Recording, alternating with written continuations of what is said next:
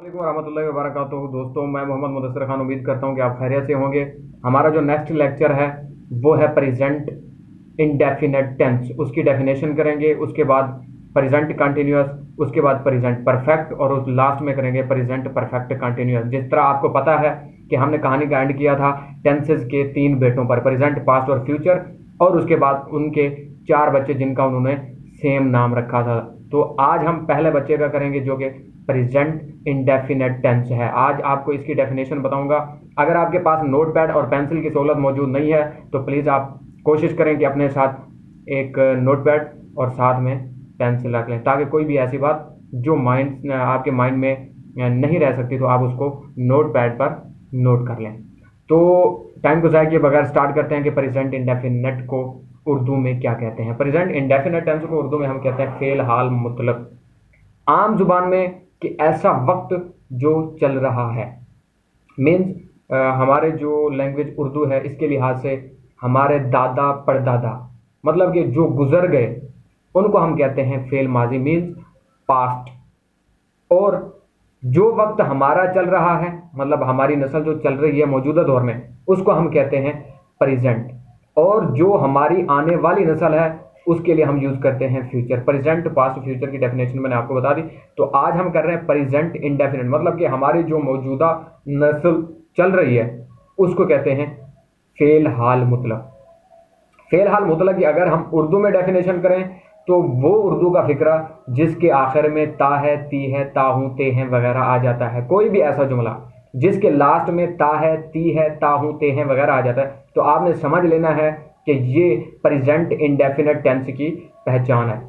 उसके बाद अगर हम प्रेजेंट इंडेफिनेट टेंस का सादा जुमला बनाते हैं तो उसकी तरतीब क्या होगी। सबसे पहले हमने रखना है सब्जेक्ट को, सब्जेक्ट के बाद हमने रखना है वर्ब को, और लास्ट में रखना है ऑब्जेक्ट को। जैसा कि आपको डेफिनेशन का पता होगा, सब्जेक्ट कहते हैं फाइल को, उसके बाद वर्ब कहते हैं फेल को, और लास्ट में ऑब्जेक्ट लिखना है जिसको हम कहते हैं मफूल, मतलब फाइल, फेल, मफूल। इस तरतीब से हमने जुमले को क्रिएट करना है, चाहे वो उर्दू में है चाहे वो इंग्लिश में है। अच्छा, उर्दू में जुमला आ जाता है वो स्कूल जाता है। तो आपने ये याद रखना है कि प्रेजेंट इंडेफिनेट टेंस में जहां ही, शी या इट या कोई सिंगल नेम आ जाता है तो वहां पे हमने एस या ई एस का इजाफा करना है। जो हमारे पास प्रोनाउन मौजूद होगा उसके साथ हमने एस या ई एस का इजाफा करना है। उसके बाद वर्ब, वर्ब के बाद हमने ऑब्जेक्ट लिखना है। तो जुमला है वो स्कूल जाता है, तो सबसे पहले हमने क्या लिखना है, सब्जेक्ट। ये तरतीब को याद रखना है, आप नोट पैड पे इसको लिख भी लें। सब्जेक्ट की शॉर्ट फॉर्म है एस, वर्ब की जो शॉर्ट फॉर्म है वी, और उसके बाद ऑब्जेक्ट की जो शॉर्ट फॉर्म है वो है ऑब्जेक्ट, एस वी ओ। इस तरतीब से लिखना है। तो सब्जेक्ट सबसे पहले हम लिखेंगे तो आप देखेंगे ही गोज टू स्कूल, वो स्कूल जाता है। इसकी हम अगर इंग्लिश बनाए तो वो बनता है ही गोज टू स्कूल। तो आप देखेंगे सबसे पहले सब्जेक्ट कहाँ है इस जुमले में, तो सब्जेक्ट होता है काम करने वाला, फाइल मीन्स काम करने वाला। तो सबसे पहले आपने उस फाइल को उठा के जुमले के स्टार्ट में रख देना है। उसके बाद सेकंड नंबर पे आपने रखना है वर्ब को, ये याद रखना है, सब्जेक्ट, वर्ब, ऑब्जेक्ट। अच्छा, तो सेकंड चीज आपने वर्ब लिखना है। वर्ब क्या होता है, फेल। फेल जो काम हो रहा हो, मीन्स जो फाइल है अगर वो कोई काम प्ले कर रहा है तो आपने उस काम को दरमियान में रखना है, मीन्स वो जा रहा है, जाना। जाना की इंग्लिश क्या आ रही है, गोज, ही गोज। अच्छा, उसके बाद लास्ट में आ रहा है कहाँ जा रहा है, मतलब ऑब्जेक्ट। हमने ऑब्जेक्ट फाइंड करना है, तो इसमें ऑब्जेक्ट आ रहा है स्कूल, ही गोज, कहाँ जा रहा है, स्कूल। स्कूल को अगर पॉइंट आउट हो रहा है तो उस पॉइंट पे हमने टू लिखना है। तो हमने लिखना है ही गोज टू, लास्ट में ऑब्जेक्ट आ रहा है school, he goes to school. ये उसकी हो गई एग्जाम्पल।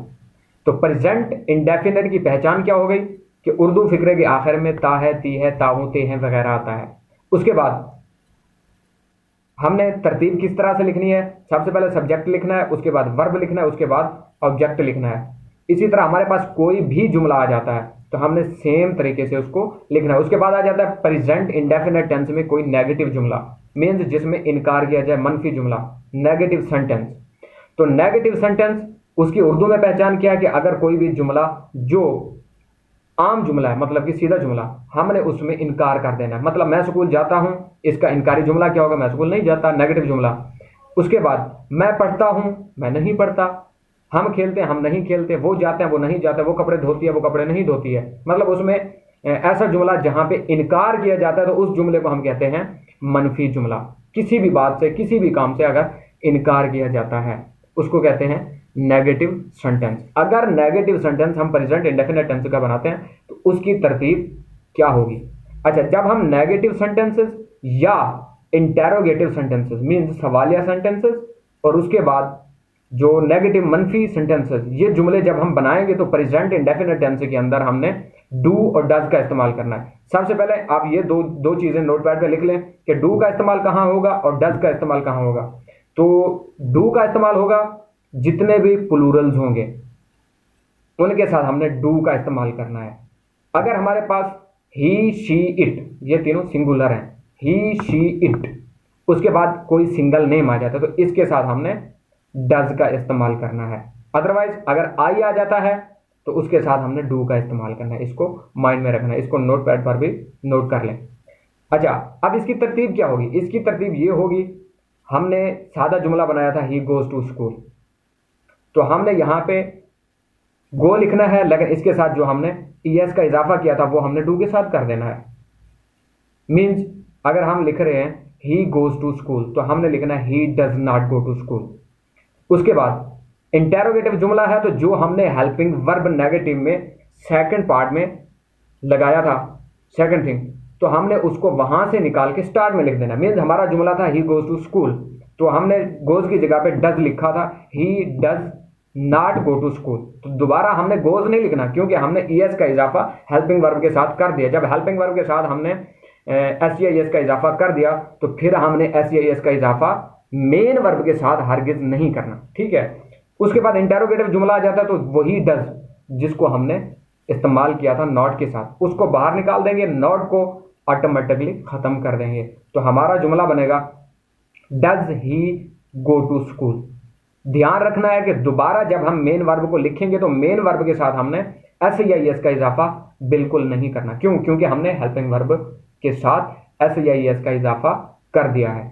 इस तरह हमारा जुमला बनेगा does he go to school, और लास्ट में हमने सवालिया निशान भी लगाना है, तो ये हमारा हो जाएगा सवालिया जुमला। इसी तरह सादा जुमला इंडेफिनिट, उसके बाद नेगेटिव मीन्स मनफी जुमला, इंटेरोगेटिव जुमला, ये तीन जुमले आपने याद रखने हैं। एक बार फिर से दोहरा रहा हूं, प्रेजेंट इंडेफिनिट टेंस उर्दू में पहचान वो फिक्रा जिसके आखिर में ता है, ती है, ताहूते हैं वगैरह आता है। इसमें हेल्पिंग वर्ब कोई इस्तेमाल नहीं होगा सादा जुमले में। जब नेगेटिव बनाएंगे डू डज का इस्तेमाल होगा, डू का इस्तेमाल आई उसके अलावा जितने भी प्लूरल्स होंगे उनके साथ होगा, लेकिन ये सब्जेक्ट के बाद लगाया जाएगा। उसके बाद इंटेरोगेटिव जुमला आ जाता है, जो हेल्पिंग वर्ब हमने इस्तेमाल किया था नेगेटिव जुमले के अंदर सब्जेक्ट के मुताबिक, तो हमने उस हेल्पिंग वर्ब को उठा के स्टार्ट में लिख देना है, तो हमारा जुमला बिल्कुल दुरुस्त होगा। इसको माइंड में रखना। इंशाल्लाह नेक्स्ट वीडियो में हम करेंगे